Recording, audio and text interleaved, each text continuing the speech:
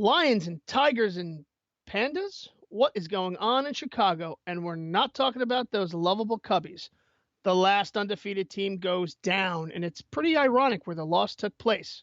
Hey, Gronk, how many touchdowns do you have? One more. I got 69 touchdowns, if you know what I mean.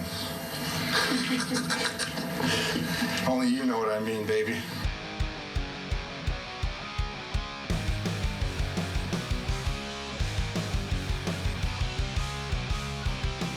Well, John, when you've got 4 catches for 93 yards and a touchdown, and you're absolutely the best tight end in the league, I guess you can say and do whatever you want.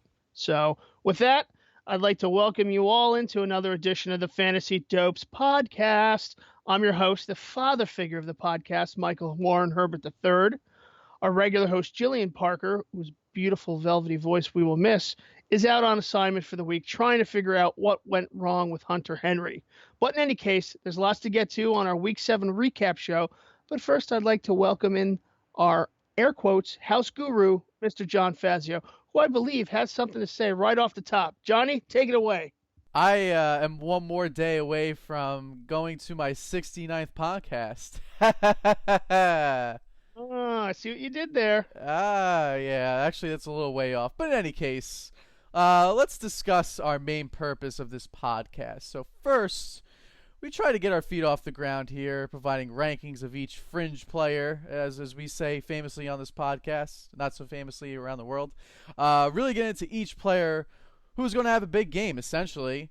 And while that was nice for some people that we personally know, I don't think that's going to reach a bigger audience. Because like you said to me earlier in a production meeting, people aren't going to the bigger sites for that kind of information.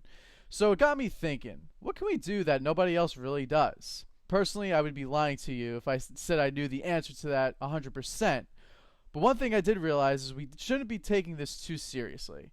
I think this would be more fun if people can listen to this without being overwhelmed with all this information, all these numbers thrown at you, all crazy coming at you real fast.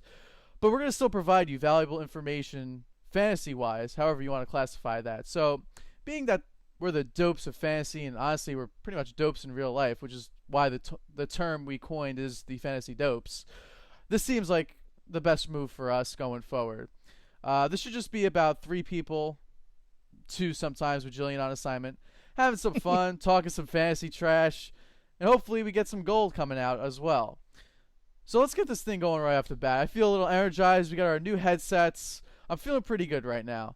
I want to start with the abomination that was this Bears, and as you alluded to, the Panda Packers game. Now, Herbert, before I rip into this game, is there anything you wanted to add to my my intro there?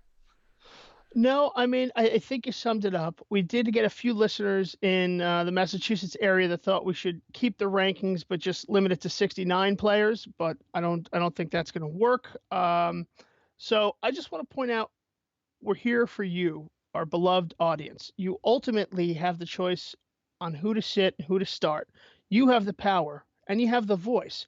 So use it. Let us know what you like, what you don't like. Let us know questions you have. Use the Twitter, use the website, fantasydopes.com, @fantasydopes, and let us know and interact. We're going to give you our best plays, our best people that we think can make a difference from you, and we're going to assume that you're going to get your injury news and other updates from the normal sources. So, yeah, I would say, we'll still provide injury news as we see fit. We're not going to give you like detailed day-by-day status of players. That just was too overwhelming. Especially for me, I started overthinking things, and by the time Sunday rolled around, I was like, oh, I don't need to start this guy. He might be injured, but he might have a big game. We'll just figure out all this news for you instead, behind the scenes. Tweet out the most informational, important things that come out in practice during the week, and we'll get you set for your best possible lineup that you can throw out there. We're going to let you know when to start Kenny Stills and when not to. Let's get into the Thursday night atrocity, as you called it. So go ahead, take us away. Gotta take a moment here, because I mean my engines were rolling here. I have to get this off my chest. Do you want to know how bad this game was? It was so bad that I actually fell asleep during the broadcast. Now, I usually don't fall asleep unless I have a big meal or I had no sleep, but I was full. My belly was full. It wasn't too full. I had plenty of sleep this night. I just decided this game is atrocious. I do not want any part of this game anymore. I'm taking a rest. And yes, it was because Jordan Howard and Cameron Meredith did not perform. That was mainly the reason why I was so pissed off. But it wasn't their fault. Offensive lineman Kyle Long got injured, and Brian Hoyer, I think, in 3 second span, broke his arm. He's out pretty much for the season. I know they were saying Jay Cutler might be back for this coming week, but with John Fox, he might just be saying that just to lead people on, and then they're going to have to start Matt Barkley, which was a complete nightmare. Nobody on that offense really did anything, including Alshon Jeffrey. So looking forward, I'd be hesitant to start any Bears players next week.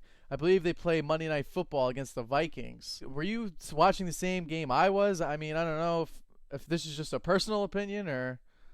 I was, John, and I think our fantasy players inform our game because I quite enjoyed the game, mainly because I had Cobb, I had Crosby, mainly because I had Cobb, I had Crosby going, and I had a lot invested in Cobb, so I was interested in the game. So I didn't mind it. As far as Jordan, I was never on that bandwagon. I know he was a league changer or league winner for you, but I just never could really buy into anyone too strongly on the Bears because of their messed quarterback. So, but this is my issue with Jordan Howard. All right, he's a rookie, right? This guy's supposed to have fresh legs. Rookies usually just burst onto the scene in the NFL. They have, for the most part, they have, nice years if they're getting the start.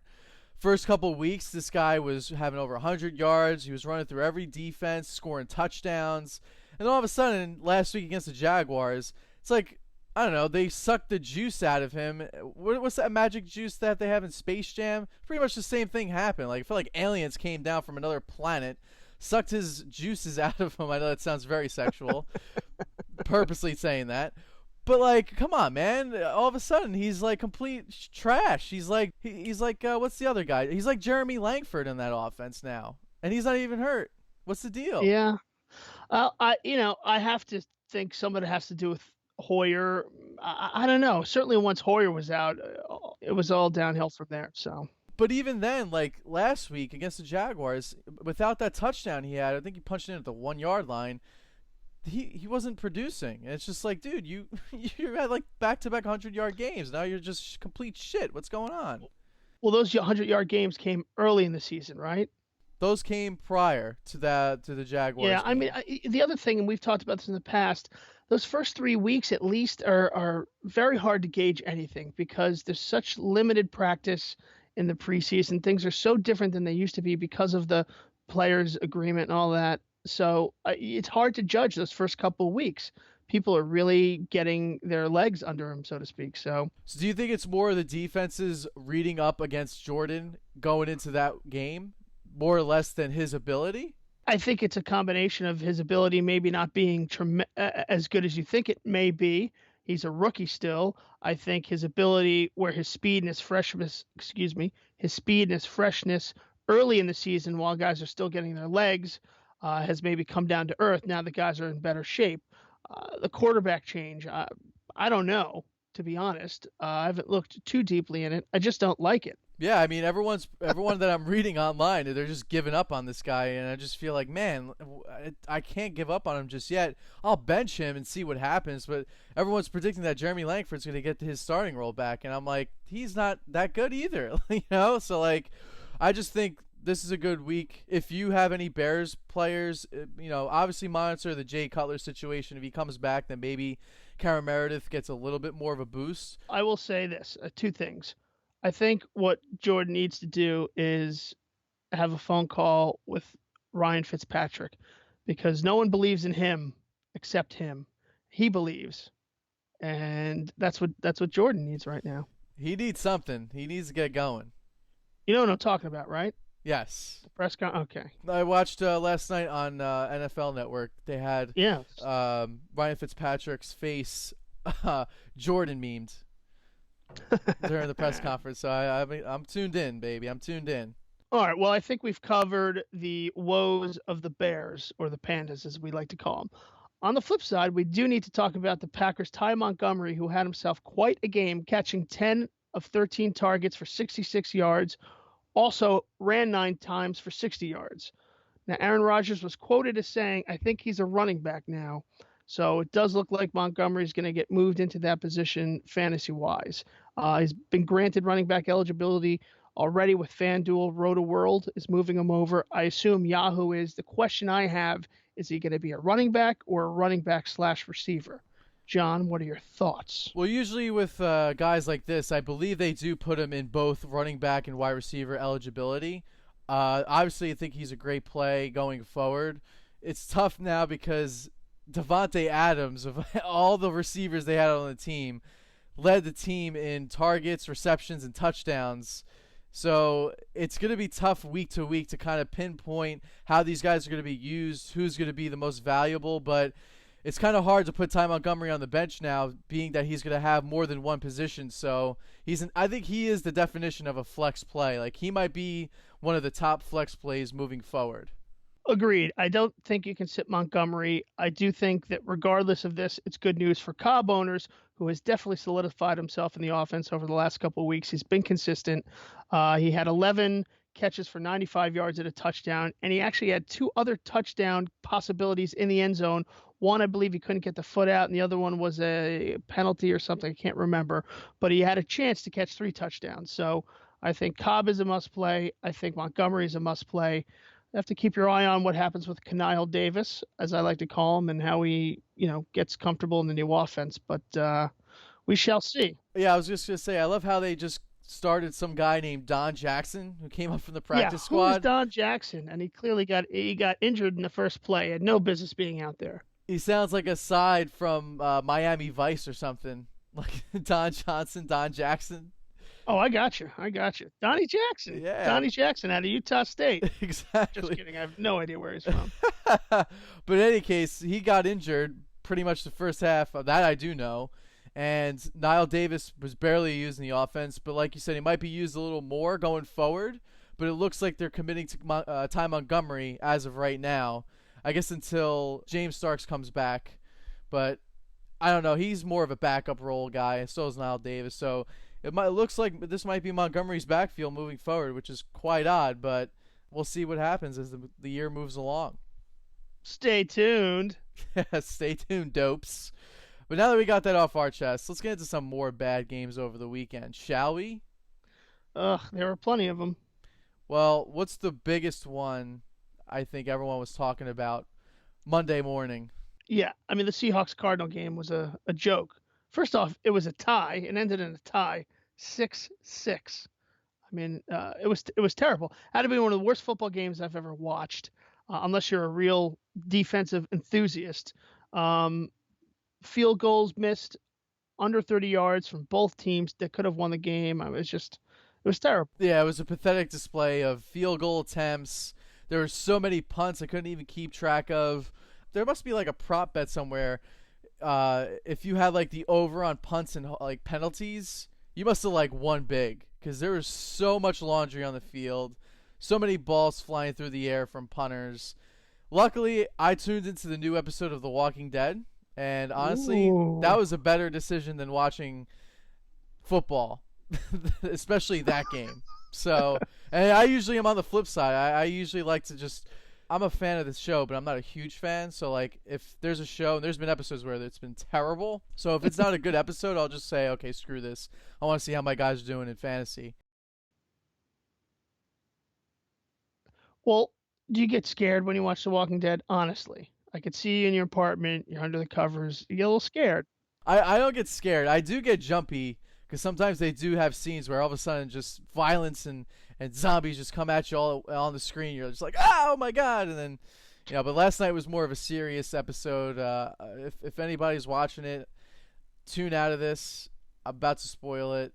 Had a couple of deaths last night. One of them was really, really big, and I was kind of expecting it because they did predict that in the comics. But I just didn't think they were going to portray that in the show, and they exactly killed him the way that they did in the comics. So it was Glenn and Abraham that got the axe, and it was pretty brutal. They brutally beaten to death by a barbed wire bat. So, well, it's about time they follow the comics a little bit more closely. Yes, exactly. Whatever. But getting back to track here, I'm a David Johnson owner. I have him a couple of leagues.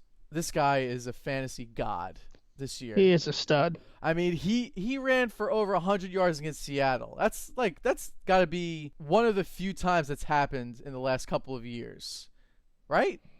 It's impressive. All I know is, yeah, I mean, J.J. couldn't do it in week 1. I mean, he was getting his feet wet, but Johnson, man, you talk about league winners. This guy will put you over the mountain. Please stay healthy. That's all I ask for. Please stay healthy. Agreed. But other than him, everyone else had either a mediocre or just a straight up terrible day. The quarterbacks for both teams were dreadful. I know I said Carson Palmer might have been a good start. I was wrong. He was hampered by an injury. It didn't seem like he was at 100%. But even so, you got to give credit to both defenses. They put up a hell of a game. Let's never speak about this game again, huh? Let's get to someone I'm pretty excited to talk about. That would be back-to-back 200-yard rusher Jay Ajayi. He had 28 rushes for 214 yards and a touchdowns. That's 2 weeks in a row, over 200 yards. Finally, I have a running back in Miami I can be excited about. And really the bigger news for Jay Ajayi owners right now is that Arian Foster just announced his retirement. So that changes things a lot in the Miami backfield. I think that Mr. Foster, God bless him, knew his time was up, knew he didn't have it in the tank anymore. And I think it's great that he's leaving on his terms. 4-time Pro Bowler, nothing but respect for Mr. Foster. I wish he could have contributed this year, but he's out. Ajayi is in, and hopefully it's the dawn of a new day in Miami. Yeah, I mean, it's about time Miami started using their running backs to their fullest potential. I know when they had Lamar Miller, they really didn't get him going too much. I know they used him, but not pretty much to his full potential. And now Ajayi kind of just seemed to break the chains off of this stranglehold that they have on their running backs and just ran free the last 2 weeks. So it's nice to see that. And as for Foster, I think it was the right move. His injuries kind of caught up to him the past couple of years. He's been unable to stay on the field for a long period of time. And it's really unfortunate how little time running backs have now in the league. So I just want to say I had him back in 2010 when he blew up. It was right before everyone kind of got on his bandwagon. So I always remember that time of dominance while I was looking smart in my fantasy heyday. But getting back to the Dolphins, I know you have a couple of other guys and maybe a sleeper you're holding out on. I said it in the Week 7 podcast. Kenny Stills broke out again. 5 catches, 100 yards, and a TD, as I predicted. Now, I'm not always going to predict that every week, but I was pretty happy with myself and pretty happy with him. So that happened. Damian Williams also punched one in the end zone. So he's definitely now the number 2 running back for Miami. Four rushes for 16 yards. Nothing to write home about, but we'll see how his role could potentially expand as Jay Ajayi becomes the guy. And maybe Williams gets some of those goal line touches. So we shall see. Yeah, I mean, look, your boy Stills is getting the touchdowns. Jarvis Landry owner's got to be a bit frustrated, especially if you own him in standard scoring leagues. I know he's pretty valuable in PPR. He gets a ton of catches, but I think he punched one in so far this year. I think he has 1 touchdown. But even so, like, if it's 1 or 2, it's not enough. It's not as much as you would like it to be as a Landry owner. So I think you just got to be patient with him. I think better days are to come. He's going to have over 100 yards again. All right, let's move to Ohio. Now, the Jeremy Hill of old came out to play against the terrible Cleveland Browns, and hey, at least you have the Indians in the World Series and the Cavs in C-Town. Yeah, this Cavs, actually, I just want to mention, the Cavs are actually going to raise their banner at 7 Eastern Tuesday night. They were originally going to do it at 8 p.m., but out of respect and courtesy to the Indians, who are going to start playing at 8, they moved back their banner championship ceremony to 7 p.m. so that Cleveland fans can see the best of both worlds, which is pretty awesome. You get to see the championship banner being raised. Who really cares about the first season opener? As long as they win, it doesn't really matter. And Agreed. Then focus your attention on the game solely, unless they're getting blown out by the Cubs, which could very well happen. But you still have that option. So, well, in any case, good times for Cleveland, unless you're a Browns fan. As I said, Jeremy Hill came out to play against the Browns, had a great game, which we'll touch on. The Browns lost Cody Kessler, who was their quarterback, and another rookie, some other guy. I don't know. It's like their 7th-string guy came in. Who cares? Let's talk about Hill. 168 yards rushing on 9 carries, which is a little crazy. He also added a score. So, John, what's your take on Hill moving forward? Is this just a case of playing the Browns, or what? Yeah, it could definitely be that. It is a great question though, because I do have a bit of a spoiler alert. Ooh. Now, I've kind of mentioned this in the intro, but let me just get you into the clear in this. There's not going to be a true number ranking system on our site anymore. I think with trying to number everybody, it just became It's too much, John. it's too much. It's a hassle, but it's also inaccurate. Like you were saying, you had Kenny Stills down. Why was he down so much? We also have another guy we're going to mention shortly that was pretty low on the list, and he had a pretty big day. We're not Nostradamus, nobody is. So it just seems silly to me to have these rankings one by one. So what I think is easier for everyone and easier for us is we're going to put these players into groups. So these groups, they don't have names just yet. We'll have these names by Wednesday. But essentially it'll be like, your must starts, which we have already set in place on the blog. And then after that, we have our fringe plays. And within our fringe plays, we'll have categories. Guys, your go-to guys, sort of questionable, but pretty confident you can fire them in. Rolling the dice, feeling lucky, not so sure, I'm not going to start this guy. So it's going to be something along those lines. There'll be multiple categories, and we'll still provide, and we'll always provide, start-sit questions to the best of our abilities. But I think it's important to focus on these groupings because I think this is a more accurate way to predict players' outcomes rather than say this guy's going to have a better day than that guy. Because it might not be that way at all. So Exactly. Stay tuned for those, and I'll have Hill in a reasonable spot going forward. But as of now, we'll just keep it at that.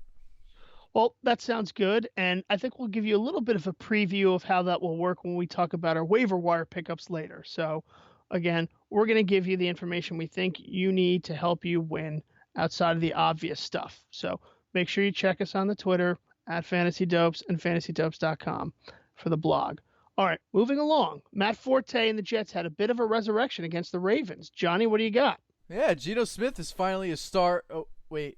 Oh, he's not? Oh, sorry, Jets fans. He actually suffered a torn ACL in his right knee. It's going to end his season, and guess who's up? I like to call him Ryan Fitzpatrick. He is the artist known as Ryan Fitzpatrick. It's very clever, right? It's great. I like it. But he actually had some magic left, apparently. How ridiculous is that? Well, listen, I think that it couldn't have gotten much worse going into this game. So he finds a way. He always finds a way, this guy. Even you can kill him, and via Walking Dead, he'll come back and he'll put points on the board. So he got the win, which is huge for them, for the Jets. They won 24-16. Forte had 30 carries, 100 yards, scored a TD, and caught four passes for another 50 yards receiving and a receiving touchdown. So he had a huge day, reminiscent of the beginning of the season when he came out of the gates going bonkers. Fantasy Dope's favorite Quincy Enunwa also got in the action with a 69-yard catch and run for a TD. I guess Gronk got excited when he caught that, right? Huh, ladies? These numbers are everywhere, people. He only had 2 catches, but he is a guy moving forward that I think we can all count on. Bilal Powell didn't do much. Jets seem to have gotten a new life. Bilal Powell didn't do much, but the Jets seem to have gotten new life against the Ravens, and we'll see what they can do and see if they can keep it up against the Browns. So expect a big game from everyone on the Jets this week. Also, I think Fitzpatrick being back under center is very good news for all the Brandon Marshall owners.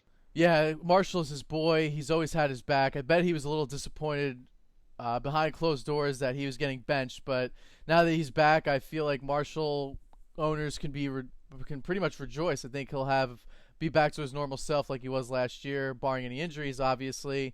And you know what? I actually caught somebody on the field on the Jets as well. Got involved. It was your boy, Robbie Anderson. Baby steps, Bobby. Herbert. Baby steps. It's coming, I'm telling you. Well, I don't think Anderson's going to have any days coming forward, but you hang on to that, Herbert. You hang on to that. I'll just add to this game by talking about a couple of Ravens players on the opposite side of the field.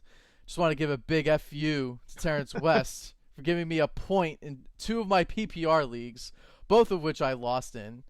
Wallace did try to help out, though. He caught 10 balls for 120 yards. So I see you, bruh. I know you're putting out the production for the Ravens, but come on, West. I had high hopes. You got nothing. Nothing. Yeah. Uh, I bought in on Wallace, so I'm with you on Wallace, but West, I don't know. But I think we do need to talk about the Ravens backfield a little bit later, so we'll come back to that. All right, I see what you did there. See? Now let's talk about a consistent rookie wide receiver out of New Orleans. Honestly, I never thought I would say that, but a consistent rookie wide receiver out of New Orleans. What do you got, John? Yeah, you would think Brandon Cooks or even Willie Snead would be the more consistent wide receiver in New Orleans, but that goes to rookie Michael Thomas.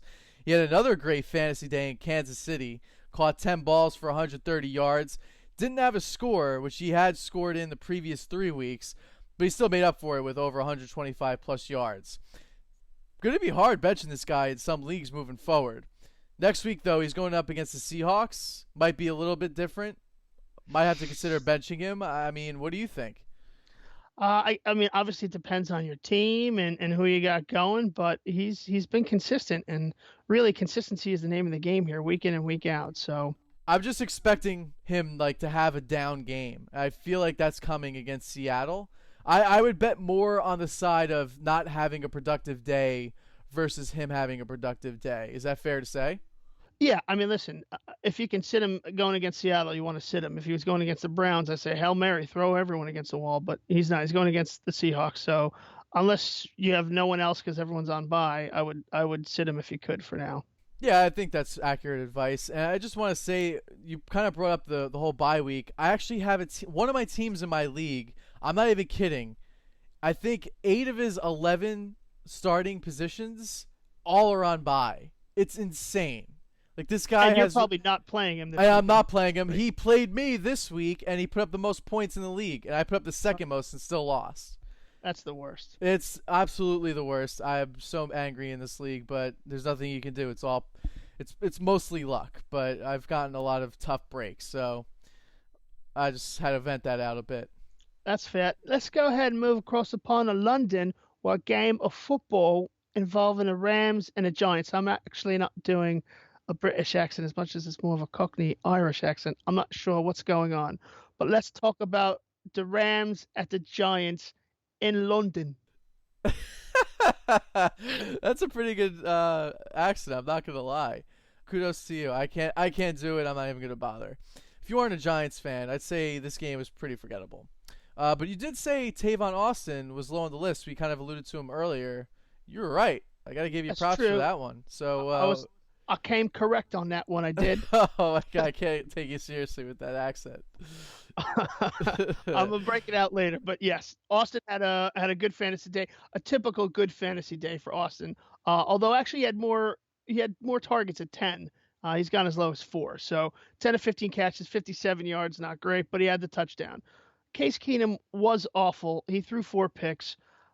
As I don't know if you've seen the Fisher interviews afterwards, he was more apt to blame the receivers than he was Keenum. And certainly, I heard people that don't know what the hell they're talking about. They're like, he threw the one in the end zone. There wasn't even, to anyone. Like, obviously the guy didn't get the Kenny Britt. Yeah, it was Yeah. Kenny Britt that tried to catch the ball. But must I say, because I saw this game live, that ball was up in the air like a It was like a lollipop throw. And Dominique Rodgers-Cromartie was just, it looked like he was just saying to himself, oh my God, I can't believe this ball is really going to come right into my hands and nobody's around me. You know what I mean? So it was definitely like a fitting cap to just a dreadful, dreadful game for Case Keenum. And honestly, I think it's Jared Goff time. We've heard so much about this kid. He's the first pick of the draft, and he hasn't seen a snap on the field yet. What's the deal? I mean, you're going into a bye week. It's the standard time to give the guy an extra week. Case Keenum is not the future. So how bad could it be? I mean, you can always pull him if it's that bad, and I know it's hard to go off of what you see on the Hard Knocks, but he's clearly got talent. He's got something. And I think you gotta go after him. You gotta give him a shot. Yeah, and even with Hard Knocks, now that being, off the air for 7 weeks now, since we're in week 7, going into week 8. And like you said, they're coming off a bye, so it should give them plenty of time to at least learn some of the offense and get him under center. I know Jeff Fisher's come out and said he's not ready, but how could this kid be not ready? Dak Prescott was in the same situation almost. You could even say Cody Kessler, or even any of the other 7 rookie quarterbacks that have started in the league. So it just, to me, it just seems fugazi. You got to get him out there. And what are they, 3-4? So it's not like they're the Browns either. They're still in the hunt. So you come out with Goff. You hope he picks your team up and he gives some people something to think about. And God bless and go on. Keep on keeping on. We actually have a couple of fringe players that John highlighted that are worthy of discussion. So honestly, John, I'm going to let you get into it because you're the guru. You highlighted most of these people. I'll just chime in as I see fit. All right, so moving on the other side of the ball, we just mentioned Rashad Jennings. Finally got back into the end zone. I know he was injured the last couple of weeks. He only managed 25 yards, though, on 13 carries. Did had a couple catches for 24 yards, but I think he'll see more of an increased role as he gets healthier, and especially coming off the bye, it might help him a lot. So, Rashad Jennings owners, I know you might have dropped him. Some people might have dropped him. That was a mistake. I think you should pick him back up. He might be valuable going forward. A couple other guys that you were alluding to, we got Marquise Lee of the Jaguars. This guy is getting more production, more so than Allen Robinson and Allen Hurns the last 2 weeks. That's kind of crazy to me, you know? The whole Jaguar situation is frightening, probably to a lot of people. Certainly me. I've got Hurns, I've got Bortles on both my teams. I'm hoping that they get their shit together. Yeah, I have Bortles in one league, and I honestly, I'm like losing confidence in him now. I'm getting impatient, and luckily I have Jameis Winston as my backup, so I'm rolling him out there. I don't care who he's playing. I think he's playing the Raiders this coming week, the Bucs. Raiders. So I'm taking my chances on that one, and I believe they're in Tampa Bay this time, so I just don't see Bortles being productive. He just throws too many picks. He looks lost. He's throwing balls way under coverage, and it's just not a good look right now. So if I have any Jags, honestly, I'm not playing anybody except Robinson, and even with Robinson, I'm feeling less confident starting in. Well, the Jags are going against the Titans on Thursday night, so I think I'm going to start them, and I'm going to pray for a big game. Yeah, exactly. Sometimes you have to do that, and you got to come out in the short end of the stick or whatever. But so the other guy that I wanted to mention was somebody that I think Michael Herbert didn't even know existed until last week when I brought him up on the last podcast, and that would be wide receiver Tyrell Williams of the Chargers. He had 7 of 10 he caught 7 of 10 targets for 140 yards. And he's been hot and cold all season. So it was a good matchup in a dome against the Falcons this weekend. I think that would have been a good start if you had him. But he's going to have another tough go this week. I think it's going to be more of a cold week for him this coming weekend against the Denver Broncos, who are playing in the Mile High City. So I would probably sit him against this stout Broncos D if I was a manager of Mr. Williams. What about Hunter Henry? Oh, Mr. Hunter Henry. I knew this was going to happen. I have Gates, Henry, and Eifert on one team, and I went with Henry. I knew I wasn't going to start Eifert, and I mean, neither he or Gates had a good game, so at least I have that. But he was bound to put up a 0 essentially, and not get much done. Now, after the game, he had to enter the league's concussion protocol, which he actually did on Monday. He experienced some symptoms after the game, so that may have caused his poor performance on the field. I hope so. But if he misses any time, which he certainly will, barring the fact that Jordan, we went through the same thing, and I know Reed's a guy that has gone through so many different concussions before, but he was out for at least 2 weeks. So you got to think that Hunter will be out for at least a week. So if he is, I'm starting Gates. Even if he's going up against Denver, he's got to be a top 5 start as a tight end overall. Yeah, you have to stay tuned with that. I'm not sure he's going to miss even a game because he didn't leave the game, but they're saying he's more day-to-day, but we'll see. And again, the problem is you have 2 guys, you don't have 1 guy. So I'm sure Gates is going to have some games as he continues to get healthier. I'm sure Harvey's going to have I always call him Harvey. Henry's going to have some good games as well, but it's hit or miss week to week. So I'd try to stay away. I'm actually going to try to maybe make a trade and hope that Eifert can stay healthy and play him. So actually, who didn't even live on the field at all?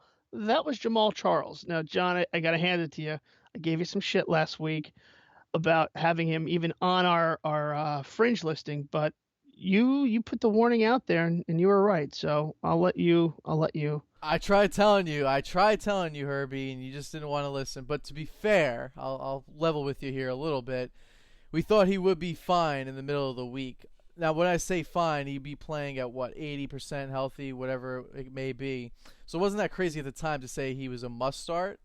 But as the weekend rolled along, his status was getting worse and worse. So I wasn't comfortable Sunday once they said that he wasn't going to be much of a factor on the offense, putting him in a lineup. And if you had him in there, you can vent to us on Twitter if you like. Let us know if he screwed your matchup this week. But thankfully, I didn't have him, so tough luck to y'all. Well, what can I say? What can I say? So let's put a bow tie in the Week 7 recap part here. You have any regrets from the rankings last week? The last rankings that we'll ever have, potentially?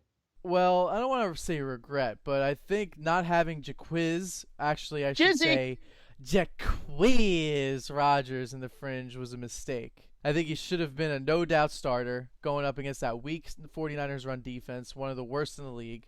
Put up a big game. And a guy that I probably should have had lower that I bought into was Terrence West. And yes, I'm taking it personally. Where were you, bruh? Got me 1 point on my PPR team. Should have ran all over that Jets defense this week. How about you? Do you have any players, good or bad, you wanted to pluck out and talk about before we move on? Adam Thielen, 2 catches, 52 yards. Did have more points than Diggs, but he was coming back from an injury. Diggs, that is. And the Eagles defense did look pretty good. So maybe a sneaky play on Monday night. But against the Pandas. I see what you did there. The Bears. Also want to mention Colts tight end Doyle, Jack Doyle. We discussed him last week on the podcast. 10 targets, 9 catches, 78 yards and a score. Solid pickup. He's very high on everyone's waiver pickups this week. So I'm sure you already added him because we talked about him last week. But if you haven't, you should do so. And yeah, I think we'll see even more of him because Dwayne Allen is injured. Yeah, I agree. I think he's a solid addition for your team if you need him. All righty. That just about does it for the Week 7 Fantasy Dopes Fringe recap. Coming up next, we're going to get you set for Week 8 waiver wire pickups. We'll be right back after this quick commercial break.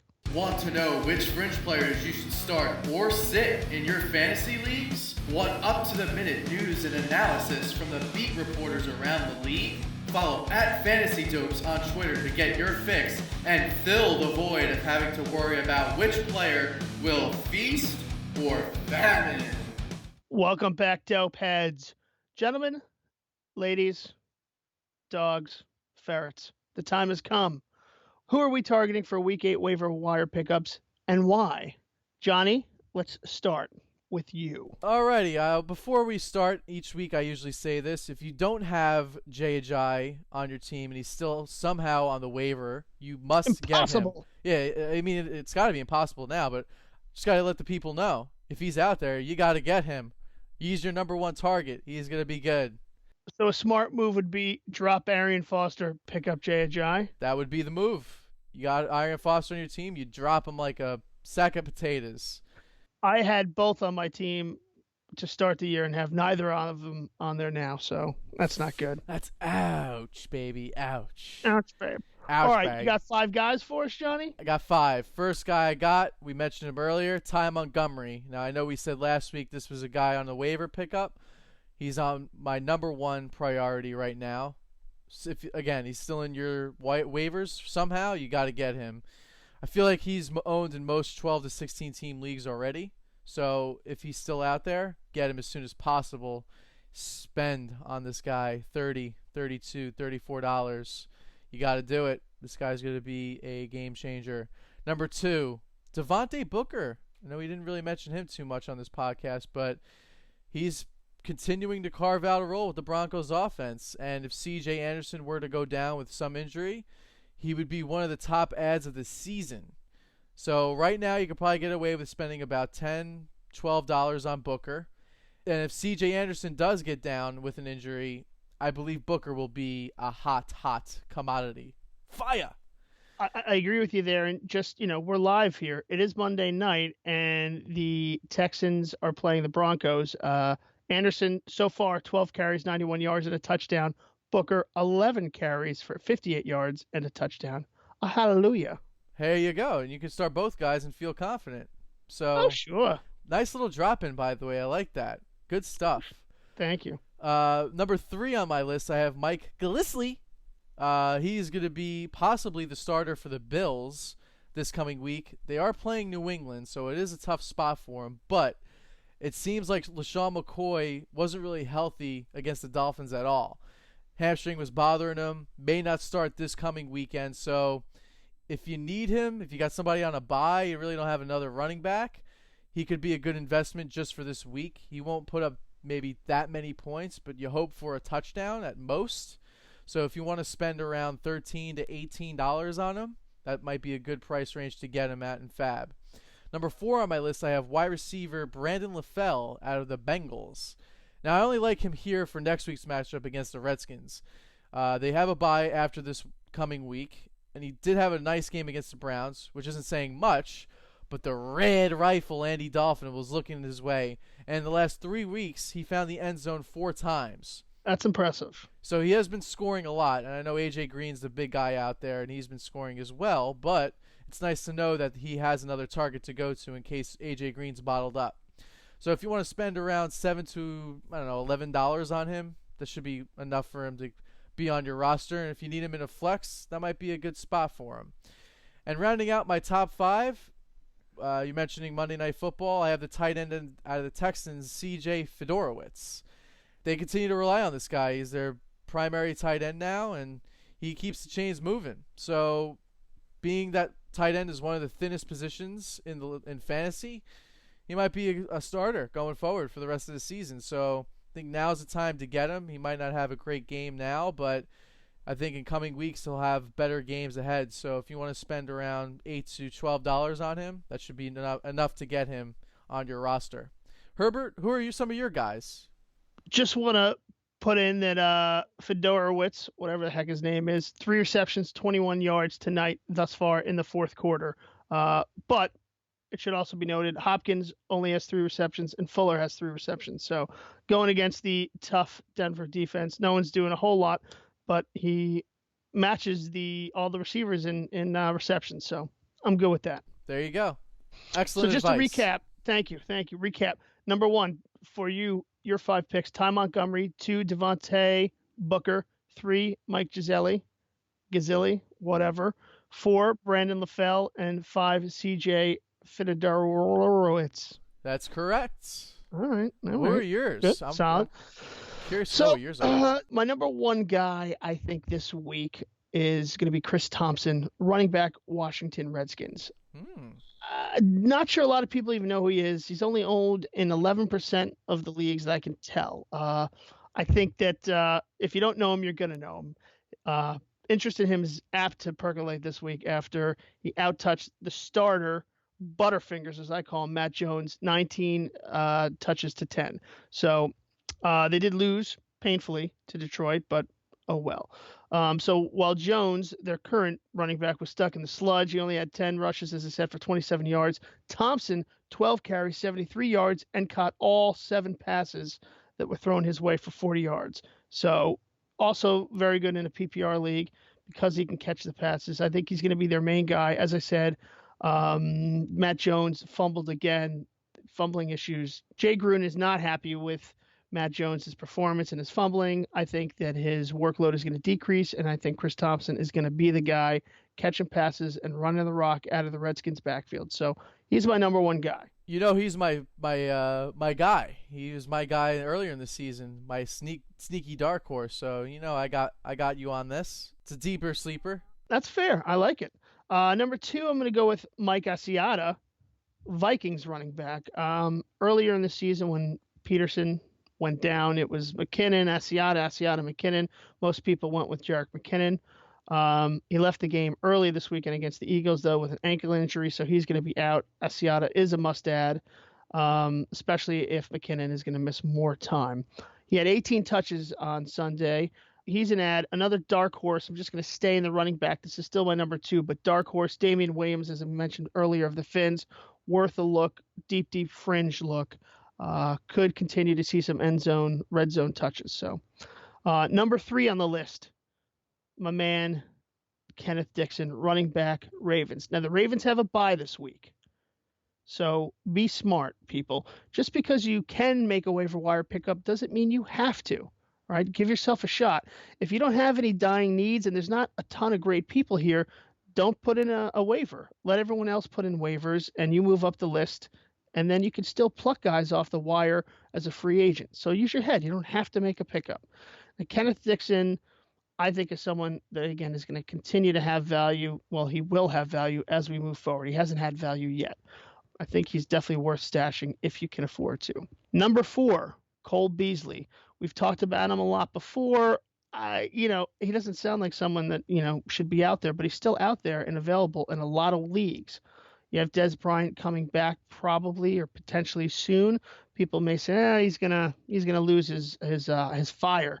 He's gonna lose his touches, but I don't think so. He has a really great connection with Dak Prescott. So I'm still high on Cole Beasley. Maybe someone else drops him. If he's there, get him. I think he's got a high ceiling. Yeah, I just want to kind of interject there. I think Bryce Butler is the one that gets the short end of the stick.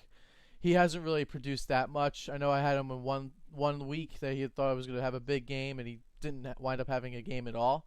And I know he had a touchdown against the Packers prior, but I see him sliding out with Dez coming back week 8 against those pesky Eagles. So I think if you have Butler, you drop him, and Dez, start him up. He is a no-doubt start. For sure. All right. So, again, number 1, Chris Thompson, running back, Redskins. Asiata, I think, is an ad this week if you're looking for a running back on the Vikings. Deep fringe pick, Damian Williams of the Finns. Only if you're dying for someone because you got a lot of people on bye. And Kenneth Dixon, if you can stash him, I would pick him up and I would stash him. Cole Beasley, I just talked about. I think if he's out there, grab him. Now, for my last pick, I'm going to use a group here. I'm going to talk about quarterbacks. But before I talk about quarterbacks, I want to mention trades.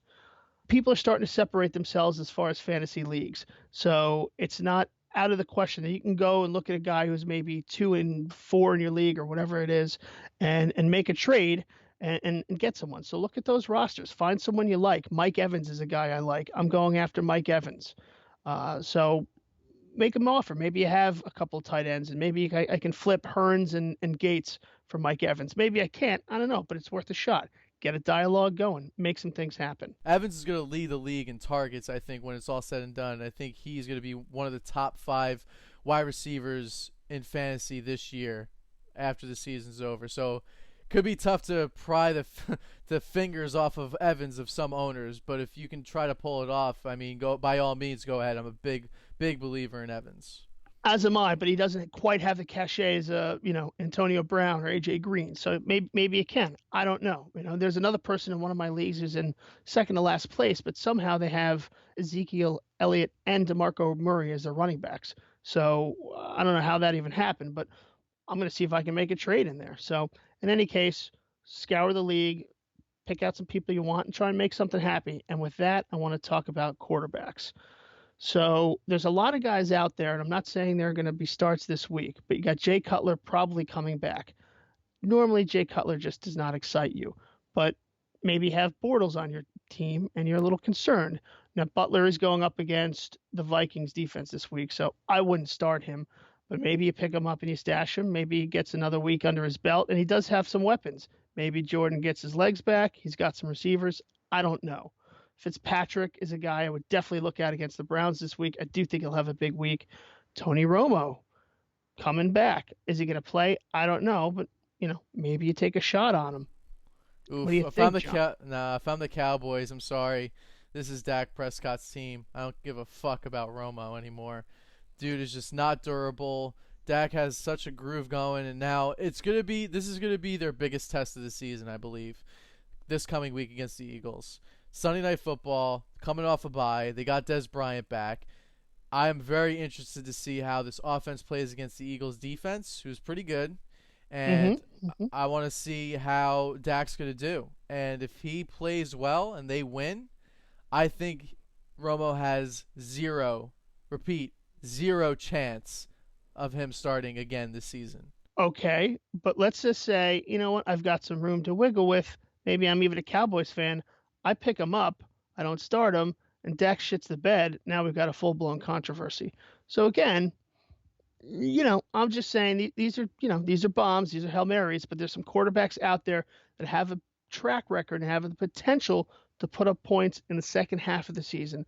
So think about it. See if you have room. See if something makes sense. If something registers, maybe it does. I think if anything, I'm only putting a star or binoculars just to put him on my watch list. Yeah, that's fair. That's fair. Again, I don't think there's a ton of choices this week, so we'll see. I don't know. I'm just throwing it out there, John. Jesus. I'm just giving you my opinion. I do believe that Fitzpatrick is going to be a great play, just because it seems like any quarterback that goes up against Cleveland has a day. So. And he believes. Yeah, and he believes, and he's got a little bit of revitalization and maybe something to prove to the general manager, the coaches, everyone in the organization. I think he might come out firing, and I think Marshall might have a big game. So I kind of like that sneaky pick, even if you're playing daily fantasy. I think I would look into Fitzpatrick. I'm glad. I agree with you. Some things to think about. We gave you a lot to think about this week, so digest it all. I think that pretty much does it for this edition of the Fantasy Dopes podcast. As I said, you can get a little lost in all this stuff, so follow us on Twitter at Fantasy Dopes and definitely check the fantasydopes.com website. We'll have these listings up there. We'll have other information for you. And if you like our product, don't be afraid to hit us up. On the website, there's a donate button. Every penny counts. Got to keep the lights on. So hit us up, please. Ask us questions. Anything. Ask me anything. I don't even have to be about football. I'm lonely. I need you. I'm lonely as well. And I just want to throw out there a quick rest in peace to Glenn and Abraham. You guys will be missed from The Walking Dead. Salute you, gentlemen. All right, fair enough. I mean, I guess that's why we're doing a podcast. We're both weird and alone. Anyway, look out for our next podcast Thursday morning. All of our fresh takes on week 8, who to play, who to sit, our whole new ranking system. It's going to be fantastic. Yeah, I think it's going to be a little revolutionary, if I must say, our new player ranking system. I'm kind of excited and interested to see how it turns out. I think it'll be more positive than negative, but there's only one way to find out, so it's to release it to the public, and we got to get everyone on it. So we're going to be doing a lot of promoting this podcast, so hopefully we'll get a little more of an audience to start putting more information out to us and improving the podcast. So let's go. I'm feeling revitalized now. I'm feeling good. All right, outstanding. Dopes, take it easy. We'll see you in a couple days. God bless. Love you. Johnny, take us out. I'm about to turn the lights off. I'm getting lonely.